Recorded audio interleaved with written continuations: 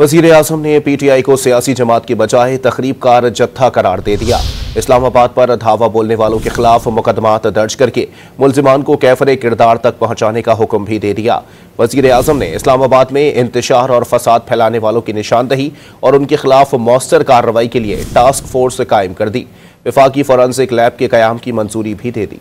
पाकिस्तान को हमने इस जत्थे के हवाले करना है और तखरीबकारी की इस पार्टी के हवाले करना है या फिर पाकिस्तान को हमने बनाना है, संवारना है। केपी से जो जत्था यहाँ पर आया था इस्लामाबाद, केपी के वसाइल को साथ लेकर उन्होंने जो इस्लामाबाद में और उससे पीछे जो उन्होंने तबाही की और गोलियां चलाई और जो पाकिस्तान की मईशत को एक मरतबा फिर जो शदीद घाव लगा, उसका तस्वर भी नहीं किया जा सकता। ये एक पॉलिटिकल पार्टी नहीं है, ये एक फितना है और ये एक तखरीबकारी का एक जत्था है, एक ग्रोह है। जितने भी तखरीबकार हैं, सबोटेर्स, मिसक्रेंट्स, उन सब के खिलाफ FIRs काटी जाएं और उनकी प्रोसिक्यूशन हो सॉलिड ग्राउंड्स के ऊपर।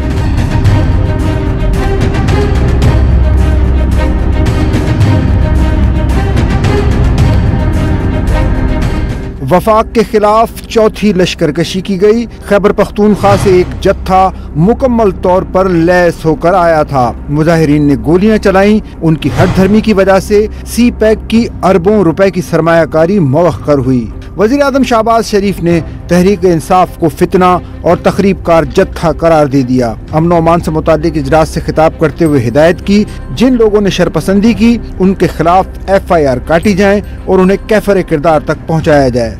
केपी से जो जत्था यहाँ पर आया था इस्लामाबाद, केपी के वसाइल को साथ लेकर उन्होंने जो इस्लामाबाद में और उससे पीछे जो उन्होंने तबाही की और गोलियां चलाई और जो पाकिस्तान की मईशत को एक मरतबा फिर जो शदीद घाव लगा, उसका तस्वर भी नहीं किया जा सकता। ये एक पॉलिटिकल पार्टी नहीं है, ये एक फितना है और ये एक तखरीबकारी का एक जत्था है, एक ग्रोह है।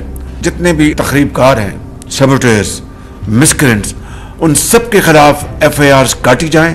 इजलास के एलामिये के मुताबिक वज़ीर आज़म ने इस्लामाबाद में इंतशार और फसाद फैलाने वालों की निशानदही और उनके खिलाफ मौसर कार्रवाई करने के लिए वज़ीर दाखिला की सरबराही में टास्क फोर्स कायम कर दी। आइंदा किसी भी किस्म के इंतशार और फसाद की कोशिश को रोकने के लिए वफाकी इंसदाद फसादात फोर्स बनाने का फैसला किया गया। इजलास में वफाकी फोरेंसिक लैब के कयाम की मंजूरी भी दी गई। इजलास में chief of army staff general Syed Asim Munir, वफाकी वज़रा वज़ीर आला पंजाब मरियम नवाज शरीफ और मुताल्लिका आला हुक्काम ने शिरकत की।